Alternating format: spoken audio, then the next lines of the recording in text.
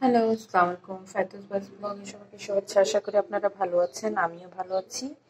আমি এখানে সকাল সকাল মানে দুপুরের জন্য খিচুড়ি রান্না করব। তো এখানে আমি রান্নার জন্য নিয়ে নিচ্ছি, দেখতে পাচ্ছেন, ফুলকপি আর এখানে পেঁপে, গাজর, আলু,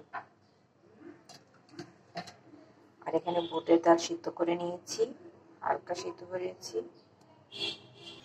আর নতুন বছরে নতুন জিনিস যদি না হয় তাহলে তো হয় না। নতুন সবজি, নতুন বছরে নতুন সবজি দিয়ে সবকিছু দিয়ে রান্না করছি। চিংড়ি মটর দিয়ে রান্না করছি।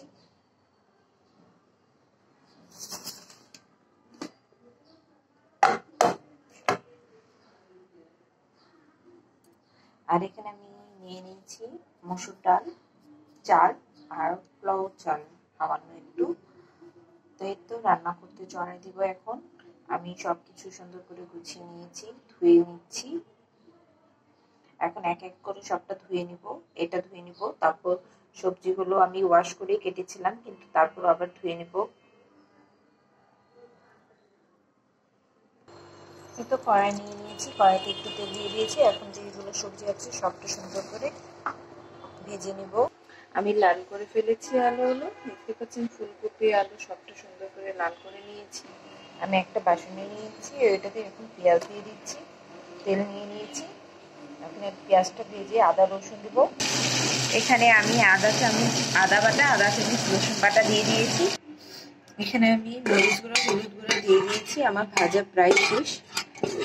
এখন আমি এটাতে ডাল আর ভেজে নিব সবজিগুলো, চালটা ভেজে নিব। এখানে আমি বুটের ডাল দিয়ে দিয়েছি। এখন আমি ছিমে মটরটাও দিয়ে দিব।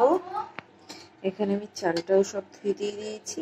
আমি সবগুলো ভেজে নেব সুন্দর করে, একটু সামান্য একটু লবণ দিব। আমার প্রায় ভাজা হয়ে যাচ্ছে ডাল, ঠিক আছে। চাল ডাল সব মিলিয়ে আমি ভেজে ফেলেছি।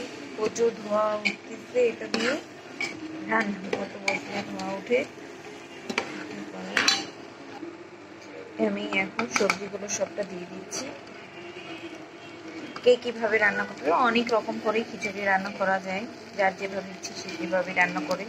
আমি সিম্পলভাবে আমি যেভাবে ইচ্ছে হয়েছে আমিও রান্না করি অনেক রকম করে, যেহেতু এখানে এভাবে করে রান্না করার ইচ্ছে হয়েছে করে নিচ্ছি। এখন আমি পানিটা পরিমাণ মতো দিয়ে দিচ্ছি।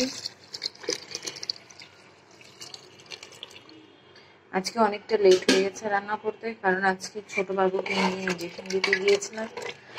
আর কাজ তো থাকেই, কিছু সমস্যা হয়ে যায় ঘরে,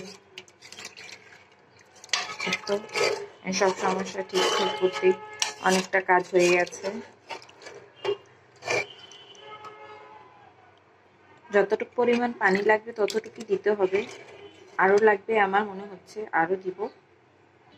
শীতের সবজিগুলো মাশাআল্লাহ অনেক সুন্দর হয় সত্যিতেই। তো দেখতে পাচ্ছেন কত সুন্দর টমেটো, দেখলে মনটা ভরে যায়। কারো জন্য আপনি যদি অপেক্ষা করেন কোনো কাজ নিয়ে, সেই কাজটা যদি না হয় অনেক বিরক্ত লাগে। আজকে আমি সেটাই বুঝতেছি, অপেক্ষা করে করে এখন নিজের কাজটা নিজে এত অস্থির লাগছে আমার কাছে, ভালো লাগতেছে না। আর একটা ছোট বেবির ইঞ্জেকশন দেওয়া, ওপর থেকে কাজ যেটা দিয়েছি সেটা না করা, এখন সেটা আমাকেই করতে হচ্ছে। কি করবো আর, সংসার যেহেতু করতেই হবে। আর ছোট বাচ্চাদের তো জন্য প্রত্যেকটা কাজ সময় মতো না হলে সেটা আরো বিরক্তকর। এখন রান্নাটা করে বাচ্চার সবকিছু করতে হবে। অলরেডি বাচ্চার সবকিছু আমি করেই রাখি, আমি কারোর জন্য অপেক্ষা করি না। এখন সেটা কিছুটা বাকি রয়ে গেছে, তো সেটাই এখন কমপ্লিট করতে হবে। আর আমার শাশুড়ি যেহেতু এখন অসুস্থ, উনি তো আজকে কিছু করতে পারবে না, নাহলে উনি আমার বাচ্চার জন্য অনেকটা হেল্প করে রাখে, তো আমার জন্য সুবিধা হয়। এখন নিজের কাজটা নিজে করে ফেলি। তো আমার ওখানে খিচুড়িটাও হয়ে যাচ্ছে। এখন এটাতে আমি টমেটো আর কাঁচামরিচ নিয়ে নিয়েছি, কেটে কুটে নিয়েছি। কি সুন্দর সবটা এক সাইজের কেটে নিয়েছি। এখন এটা আমি খিচুড়িতে দিয়ে দিব। আমার অর্ধেকটা খিচুড়ি হয়ে গেছে আর অর্ধেক হওয়া বাকি, তো এখন দিয়ে দিলে তাড়াতাড়ি হয়ে যাবে, টমেটো গলে যাবে। আর কাঁচামরিচ আগে না দেওয়ার কারণ আছে, কারণ আমার শাশুড়ি তো ঝাল খেতে পারে না, তাই এটা একটু পরে দিলে যেন এটা না ভেঙে যায়। দিয়ে দিচ্ছি। আমি খিচুড়ি হয়ে গেছে, দেখতে পাচ্ছেন। তো আল্লাহ হাফেজ, সবাই ভালো থাকবেন, সুস্থ থাকবেন, আমাদের জন্য দোয়া করবেন।